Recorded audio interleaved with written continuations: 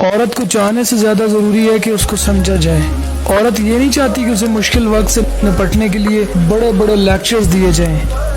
عورت کی یہ خواہش ہوتی ہے کہ اس کا ہاتھ تھام کر سرگوشی میں سے کہا جائے پریشان مت ہونا، یہ مشکل وقت ہم دونوں مل کر پار کریں گے.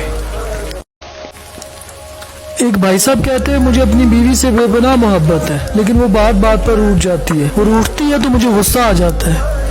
ایک بات بولوں، عورت ناز سے گندی گئی ہے اور ناز کی حقدار ہے. کبھی کبھی مجھے لگتا ہے روٹھنا عورت کا حق ہے اور منانا مرد کا فرض. یہ محبت کے قرض ہیں، ایسے ہی نہیں لوٹائے جاتے. کسی بھی رشتے کو نبھانے کے لیے قسموں اور وعدوں کی ضرورت نہیں ہوتی، بس اسے نبھانے کے لیے دو سمجھدار لوگ چاہیے، ایک بھروسہ کر سکے اور دوسرا سمجھ سکے.